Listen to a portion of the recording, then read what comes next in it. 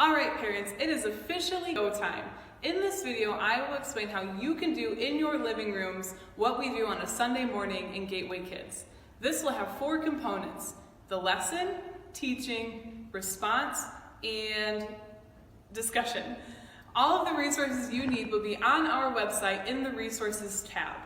Let me explain what to do with those. First, gather your family together in the living room or wherever you're going to watch and play the lesson video.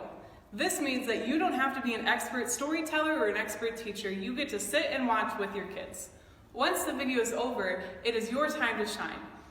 We are talking about how God forgives, and I need you guys to help relate this Bible lesson in the video to your kids' lives. So explain how God forgave in that video, explain how God forgives in your personal life, explain how God gives you the opportunity to ask for forgiveness, talk about how God forgave us because of sending Jesus, anything you can do to relate God's forgiveness to your children's actual real lives.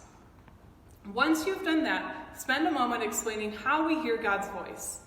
After we've discussed that and you explain that sometimes it's tricky, sometimes it's confusing, sometimes God is really clear, spend some time responding as a family. So get your journals out. If you don't have journals at home, just get some pieces of paper and spread out so that it is a moment for you to connect with God, to hear about how God forgives and how God calls us to forgive.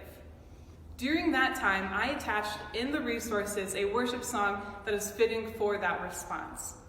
When that song is done, gather your family back together and discuss forgiveness. Discuss what God has shared with you. Ask your kids to share what God spoke to them and talk about how you can do a better job forgiving this week. Also, in the resources, there are some discussion points and take-home pages for you guys to look at and discuss maybe on Thursday if you do this today. So do this one today, spend some time looking at that resource Thursday, and continue the conversation with your family.